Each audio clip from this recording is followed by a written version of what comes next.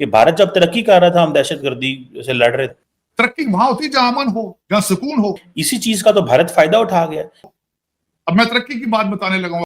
China का delegation गया, China ने कहा भारत से रिक्वेस्ट की है फ्लाइटें शुरू कर ले। तू वापी है, तू काफर है, तू हिंदू है, तू काफर है, सारा दिन ये था। पाकिस्तान के लोगों का जो आईक्यू लेवल है वो इतना नहीं है कि वो इंफॉर्मेशन को प्रोसेस कर सकते हैं। खुद भी मुझे खतरा है, मैं भी ये पानी साइड पे कर रहा हूं ताकि इस चुल्लू के पानी में मैं खुद ही कहीं डूब के ना मर जाऊं। पाकिस्तान के साथ दुनिया के, इंडिया के मसले हल हो सकते हैं अगर अगर हमने ये महसूस कर लिया कि आईएमएफ की तरफ से ये बजट जो है, ये हालात, सूरत हाल ऐसी है कि हमें आईएमएफ की तरफ से बजट बनाना पड़ा और उनकी शराइत जो थी वो सख्त। अमेरिकन को 20 साल लग गए ये गेम समझने के लिए। पक्का मन बना लिया है कि पीओके, भारत की तरफ से बार बार स्टेटमेंट्स आती हैं कि हम अगले 6 महीने में पीओके को ले लेंगे। अब रीजन क्या है? पाकिस्तान को सिर्फ चाहिए पैसे। तरक्की वहां होती जहां अमन हो, जहां सुकून हो। अब मैं तरक्की की बात बताने लगा हूं, अगली बात इसी पे बात कर रही थी।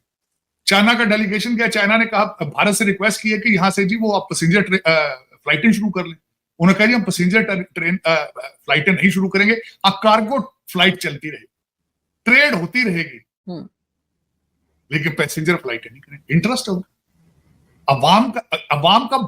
अवाम की भलाई उनके सामने है। तेल सस्ता मिलता है, रशिया से ले लेते हैं क्योंकि उसमें अवाम की भलाई।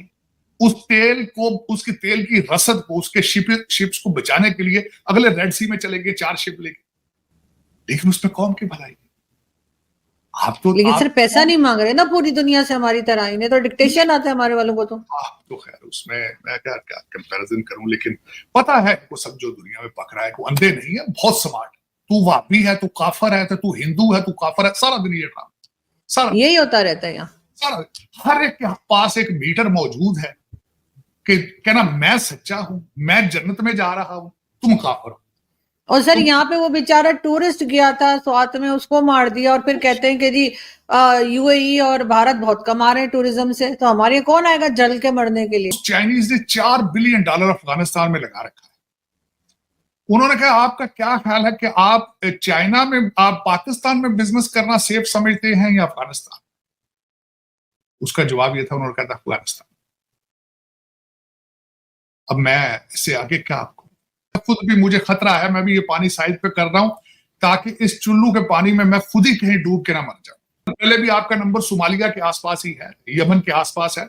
अब तो भाई पठान भाई भी आपसे आगे जा रहे हैं। चाइनीज उनकी गवाहियां दे रहे हैं कि आपसे अच्छे हैं उनके हालात, हम वहां कारोबार करना पसंद करते हैं। सर हर जगह के हालात हमसे बेहतर है, बांग्लादेश की भी बेहतर है। बांग्लादेश की प्राइम मिनिस्टर 2 बार भारत होकर आ गई जैसे ही गवर्नमेंट बनी है, और हमारे यहाँ तो हमने तो मुबारकबाद ही बहुत लेट दी थी। हम कितनी देर ऐसे ही चलते रहेंगे और हम कितनी देर ये कहते रहेंगे कि भाई हमारे मिलिट्री ऑपरेशन होने हैं? भाई इस काम को खत्म करें। अब क्या हमने इसी चीज का तो भारत फायदा उठा गया कि भारत जब तरक्की कर रहा था हम दहशतगर्दी से लड़ रहे थे। भारत जब दुनिया के साथ मुआहदे कर रहा था, दुनिया पाकिस्तान में सिर्फ आती थी अफगानिस्तान की वजह से। हमें 50 साल अफगानिस्तान के हिसाब से देखा कि आज मैं पाकिस्तान के डिफेंस मिनिस्टर को सुन रहा था, वो ये कह रहे थे लो जी पहली दफा जब अमेरिका अफगानिस्तान में आया हमें पैसे मिल गए, हमने कहा जी ठीक है तुम लोग जंग करो, उन्होंने हमारी बोली लगा दी। दूसरी दफा फिर एक डिक्टेटर था, फिर हमारी बोली लग गई और हमने पैसे दे दिए, हमने डॉलरों के लिए जंग लड़ी, हमने इसके लिए जंग लड़ी। देखें ये जो चीजें होती हैं ना, ये मुल्क के लिए अच्छी नहीं होती। ताकि ये जो मुल्क के अंदर देखें, मुल्क की इस वक्त जितना जो पॉलिटिकल डिस्कोर्स है ना पाकिस्तान के अंदर, वो कोई अच्छा डिस्कोर्स नहीं है। हर वक्त शोर शराबा, चीख चिल्लास, ये जो मुल्क इस तरह तरक्की नहीं करेगा। बाहर से लोग आके नहीं, अगले दिन चाइनीज आए हुए थे, मिनिस्टर क्या कह के गया, यही कह गया बस करो यार, क्या कर रहे हो, कितनी देर लड़ते रहोगे, अपनी इंस्टेबिलिटी को खत्म करो, यही वो कह के गया है।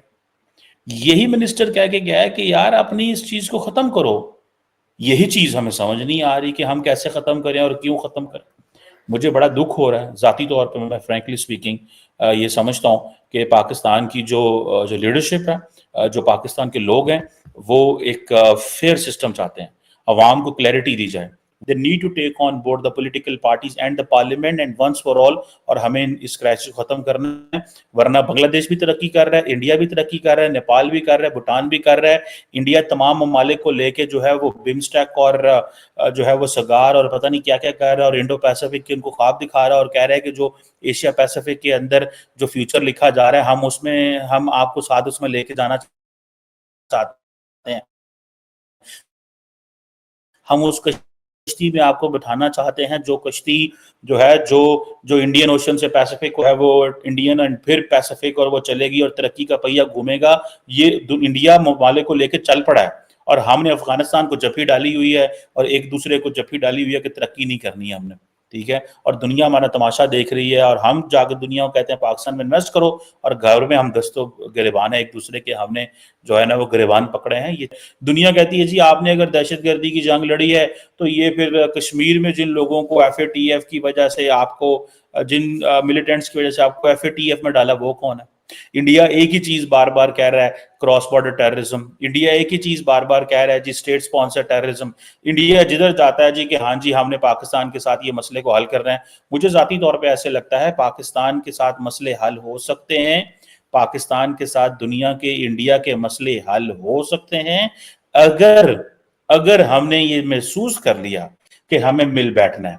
और अगर हम मिल बैठे ना, अगर हमने ये रास्ता तय ना किया मिल बैठने का, और अगर हमने ये जिसे वो कहते हैं ना, ये रास्ता तय ना किया, तो फिर हमारे लिए एक बहुत बड़ी एक तकलीफ होगी। वो तकलीफ पूरे मुल्क को होगी, वो किसी एक पार्टी को नहीं होगी, वो किसी एक ग्रुप को नहीं होगी। पाकिस्तान के अंदर रेडिकलाइजेशन इतना ज़्यादा बढ़ चुका है कि अब पूरी दुनिया ही इस तरफ देख रही है और पाकिस्तान को बहुत ही ज़्यादा एम्बैरेसमेंट का सामना करना पड़ रहा है। इसीलिए पाकिस्तानी आर्मी ने एक मिलिट्री ऑपरेशन लॉन्च किया है जिससे वो रेडिकलाइजेशन को कम करना चाहते हैं, लेकिन ये ऑपरेशन सफल होने के बहुत ही कम चांसेस हैं और उसका रीज़न ये है कि उनकी सेलेक्टिव अप्रोच ही उनके ऑपरेशन को फेल करेगी, क्योंकि पाकिस्तान आज भी गुड टेररिज्म और बैड टेररिज्म के बीच फंसा हुआ है। जो ग्रुप्स इंडिया के ऊपर हमला करते हैं पाकिस्तान उन्हें काउंटर नहीं करता, उन्हें शेल्टर देता है, जबकि जो टेररिस्ट ग्रुप पाकिस्तान के ऊपर अटैक करते हैं पाकिस्तान सिर्फ उसे ही ख़त्म करना चाहता है और इसीलिए ये ऑपरेशन सक्सेसफुल होने के चांसेस नहीं है। और इसी वजह से पाकिस्तान के अंदर इन्वेस्टमेंट नहीं आती और इन्वेस्टमेंट ना आने के चलते पाकिस्तान की फाइनेंशियल सिचुएशन और भी बुरी होती चली जा रही है और आने वाले समय में ये और भी घटिया हो जाएगी। इसी वजह से पाकिस्तान की मीडिया कह रही है कि पाकिस्तान इस समय जंग में उलझा हुआ है, वहीं दूसरी तरफ भारत तरक्की कर रहा है और भारत हमसे इतना आगे निकल चुका है कि हम भारत की तरफ अब देख भी नहीं सकते और भारत के साथ रिश्ते सही करना ही हमारा इकलौता ऑप्शन है अपने हालात सही करने के लिए। लेकिन भारत पाकिस्तान से रिलेशन सही करेगा या नहीं ये अभी उन्हें पता नहीं है।